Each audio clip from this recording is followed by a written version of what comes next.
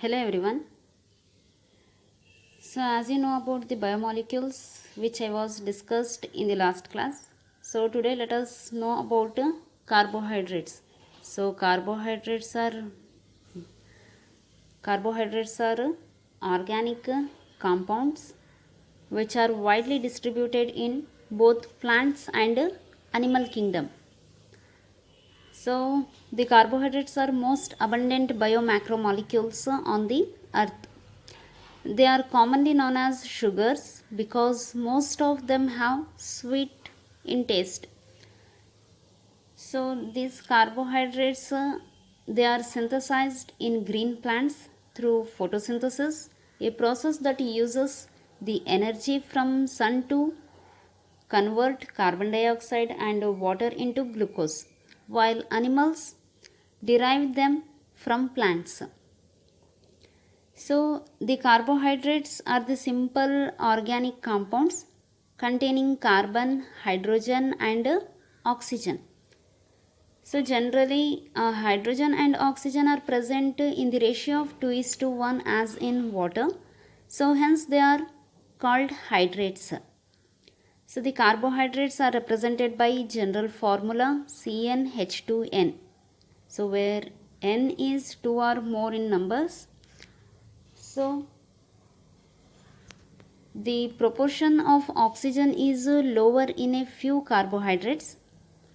They are either aldoses containing aldehyde group or ketones containing ketone group along with several hydroxyl groups. So hence these carbohydrates are defined as polyhydroxyaldehydes or ketones and that yield one of these on hydrolysis. So carbohydrate occur in a variety of forms ranging in structure from the simple sugar to the more complex size such as starch and cellulose. So they may be physically or chemically bound to proteins and fats. So some of the common carbohydrates are starch, cellulose and glycogen. And the source of carbohydrate in our food are cereals and pulses. So this is about the introduction to carbohydrate. Next let us know about the classification of carbohydrates. So on the basis of molecular composition, the carbohydrates are classified into three main groups, namely monosaccharides, oligosaccharides and polysaccharides. So let us first know about monosaccharides. So mono means single, saccharides means sugar. So single straight chain molecules which cannot be hydrolyzed into simpler substances. That means here monosaccharides are the fundamental group of carbohydrates. Hence they are commonly known as simple sugars and also known as a single sugar because they cannot be split further by hydrolysis. So that these monosaccharides they are colorless, sweet to taste, soluble in water and pass through permeable membranes. So they are known as simple sugars and single sugars. So the number of carbon atoms in monosaccharides that is varies from 3 to 8. So based on the number of carbon atoms, here monosaccharides are classified into several groups. So like trioses, tetroses, pentose, hexose. So here the trioses example glyceraldehyde and dihydroxyacetone. So tri means it contains 3 carbon atom. So tetrose that means having 4 carbon atom example is erythrose, threose. So pentose that contains 5 carbon atoms.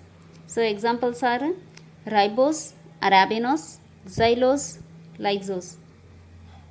So hexose that means 6 carbon atom. So examples glucose, galactose, fructose, etc. So in these pentoses and hexoses are most common in biological system. So before going to oligosaccharide, so as I said here, pentoses and hexoses are most common in the biological system.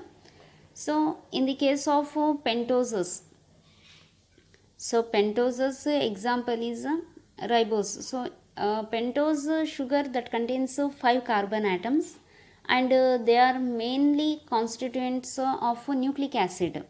So for example, deoxyribose in DNA and ribose in RNA. So it is also found in some of the important biological components like ATP, so adenosine triphosphate. So these pentose, so which are present in the, that is constituent of nucleic acid. So DNA, which is the hereditary material, and ribulose is an important compound in photosynthesis. So pentose sugar. So next is hexose sugars. So while knowing about the hexose sugar that contains 6 carbon atoms. So they are important from the nutritional point of view, and they are also termed as dietary sugars. So in hexose, examples are glucose, fructose, galactose. So glucose, as you know, glucose is a sugar, so that is also known as grape sugar. So it is found in fruits and honey, so along with the fructose. Even our blood usually contain about 100 milligram per 100 ml, which contains sugar. So glucose is the source of energy, and also it is very important to living organisms, and oxidation of glucose that provides the immediate energy requirement of the cells. Then fructose, it is also known as fruit sugar. It is one of the constituent of fruit juices, honey, and nectar of plants, and it is the one of the end product of carbohydrate digestion in animals. Then galactose is one of the constituent of cell wall material, that is calling as agar. So agar of certain marine algae, which is obtained from the seaweeds. So it is also formed as an end product of carbohydrate digestion in animals, so galactose. So these are the monosaccharides. So now let us know about the next classification, that is oligosaccharides. So oligosaccharides, they are large sugars which are formed by the linkage or linking of 2 to 10 molecules of monosaccharides by condensation. So you are getting or hydrolysis of oligosaccharides which yield 2 to 10 molecules of monosaccharides. So here bond or linking formed as a result of condensation, that is calling as a glycosidic bond. Okay, so here bond is a glycosidic bond. So oligosaccharides are classified on the based on number of monosaccharide units. So namely disaccharides, trisaccharide, tetrasaccharide, pentasaccharide, so like that, hexasaccharide, so etc. So in this, so from the biological point of view, disaccharides are considered as the most important. So let us know about the disaccharides. So disaccharides are sweet to taste, soluble in water, and pass through the permeable membranes. So they are called as double sugars. So disaccharides are formed by the linking of 2 molecules of monosaccharides. So di means 2, saccharides means sugar. So here these are formed by the linking of 2 molecules of monosaccharides, and occur as various constituent of cells in both plants and animals. So the linkage between the 2 monosaccharides with the help of a glycosidic bond. So here examples are maltose, lactose, and sucrose. So let us first know about the maltose. So maltose, that is nothing but malt sugar. It is found in the germinating seed. Okay, so it is the malt sugar which is found in germinating seeds, and it is formed by the union of two glucose molecules, and it is also produced during the digestion of starch. So on the hydrolysis of maltose yields two glucose molecules. So glucose plus glucose, it gives maltose. So that means the union of two glucose molecules that form the maltose, the hydrolysis of maltose that yields two glucose molecules. So next is lactose. So lactose is a milk sugar. So it is found in the milk, and it is formed by the union of one molecule of glucose and one molecule of galactose. On the hydrolysis of lactose, it yields one molecule of glucose and one molecule of galactose. The next one is sucrose. So sucrose is cane sugar. It is found in sugarcane, beetroot, etc. So it is formed by the union of one molecule of glucose. So ಇಲ್ಲಿ one molecule ಬಂದ್ಬಿಟ್ಟು glucose ಇದೆ, ಇನ್ನೊಂದು molecule ಬಂದ್ಬಿಟ್ಟು fructose ಇದೆ. So on the hydrolysis it yields one molecule of glucose and one molecule of fructose. So this is about the disaccharides, so which contains two monosaccharide unit. So now let us know about the polysaccharides. So polysaccharides are the polymers of monosaccharides. So polysaccharides are the polymers of monosaccharides. So here these polysaccharides are formed by the linking of several molecules of monosaccharide unit. So poly means many. So large molecules. So polysaccharide is the large molecule made up of many smaller monosaccharides. So hence polysaccharides are formed by the linking of several molecules of monosaccharide units. So in the polysaccharides, so in the oligosaccharides, that is between the 2 to 10 molecules. So in the polysaccharides, more than 10 molecules. So more than 10 molecules of monosaccharide units. So however, in all cases, the bond that link the monosaccharide unit to form a specific polysaccharide, that is calling as a glycoside bond. So here, when the bond is broken down by acids or enzymes that yields simple sugars. So polysaccharides are insoluble in water except glycogen. So polysaccharides are insoluble in water and cannot pass through the animal membranes. So polysaccharide is also classified. So polysaccharides are classified into two groups, or two groups based on the presence of either similar or dissimilar monosaccharide units. So here two groups are homopolysaccharides and heteropolysaccharides. So let us know about homopolysaccharides. So homopolysaccharides are also calling as homoglycans. So it is formed only one type of monosaccharide unit. Okay, so here homo means same or one kind. So it is formed of one type of monosaccharide unit. So for example, starch, glycogen, cellulose, chitin, etc. So let us first know about the starch.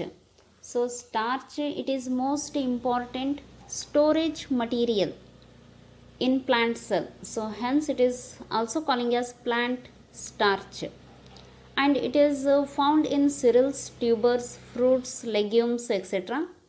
It is used in the food industries either as food products or additives for thickening, preservation, and quality enhancer in baked food, pasta, soups, and sauces. So in that also using starch. So starch is a polysaccharide of glucose which made up of two type of alpha D glucan chain, amylose and amylopectin. And here main function is store the energy for plants. So the starch is a source of sugar in an animal's diet, so that animals breaks down starch using amylase, an enzyme found in saliva and pancreas that breaks down starch to get energy. So the starch is a plant starch. Then next one is glycogen. So glycogen play a crucial role as a systemic and cellular energy source, and also as an energy store. So it is a storage food material in animal cells. Okay, so it is the storage food material in animal cells, hence they are also calling as animal starch. So it is stored in muscles and fat cells. So in the muscles it seems to be mainly used for energy purpose as a metabolic fuel for glycolysis that produces glucose 6-phosphate, and it is found in liver, kidney, muscle fiber and other tissues. So here glycogen is the animal starch which stores the material in animal cell. So storage material in animal cell. The next one is cellulose. So it is the most abundant polysaccharide on earth. It is found as a structural component of all plant cells, constituting about 20 to 40% of the cell wall. So commercially it is found in cotton goods, paper and wood or pulp. Then the chitin. Chitin is second most abundant polysaccharide in the nature after cellulose. It is found in exoskeleton of many lower animals like crab, shrimps, lobster, etc. And also it is found in insect, worms, fungi and mushroom. So it is used as food additives to improve flavor, and also an emulsifier, anti-inflammatory agent to reduce cholesterol, support weight loss and control to blood pressure, so BP. And also chitosan may be used to make a biodegradable plastic. So this is about the chitin. So let us know about heteropolysaccharides. So heteropolysaccharides, those are also calling as heteroglycans. So it is formed by the fusion of two or more dissimilar monosaccharide unit. So homo means that contains only one kind of or one type of monosaccharide unit. Here hetero means it contains or fusion of two or more dissimilar monosaccharide unit.